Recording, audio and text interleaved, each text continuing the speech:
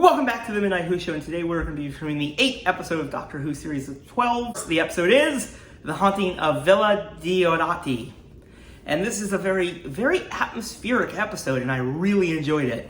What was also really cool about this episode, of course, I watched this not in my normal environment. I watched Doctor Who. No. They showed this at Gallifrey 1 this year, and it was just a blast to watch this episode with all the surprises that was in it with a bunch of other Whovians. That was an amazing moment. Now, of course, this episode does feature the return of a Cyberman, the lone Cyberman, which, of course, Jack did tease about, and he said, don't give it what it wants. And of course, the Doctor, here you go.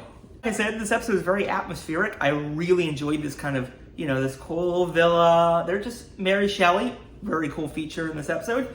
And they're just playing, tell some ghost stories, and then the Doctor interrupts, and some weird things happen.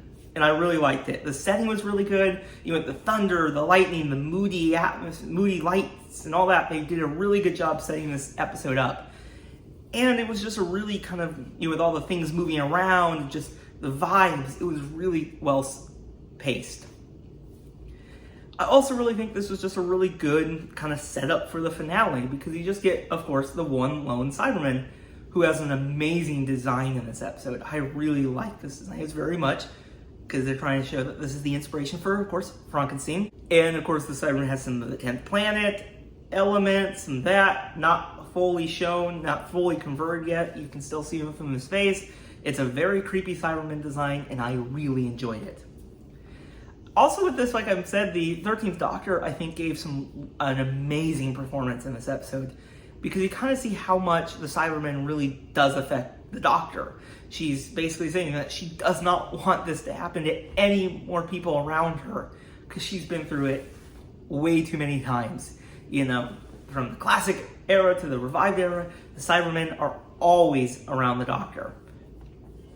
Now, of course, basically what's going on is the lone Cyberman wants basically this little thing which basically can help rebuild the Cyberman empire. Of course, this is around the Cyber Wars.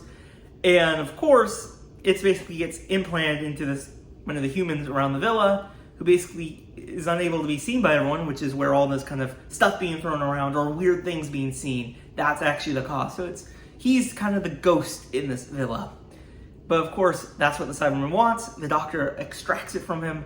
She now has it. But of course, to save everyone pretty much, she reluctantly, I think, just gives it to him because, like she said, well, part 1, save the day. Part 2, fix everything that I did.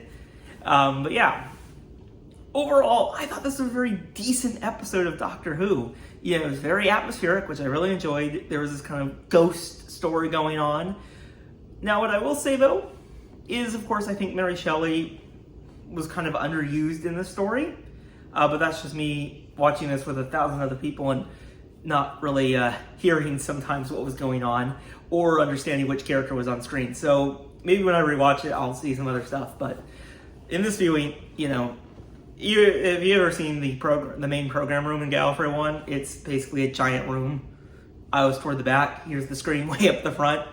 So it was a little hard sometimes. Yeah, still definitely very interesting. And by the way, the reaction when the Cyberman appeared, the whole room went crazy. Of course, The Haunting of Villa Diodati was a pretty good episode, I will say. It definitely had some really good moments to it. I really like that kind of haunted house type of story with, of course, this creepy looking Cyberman trying to get what he really wants.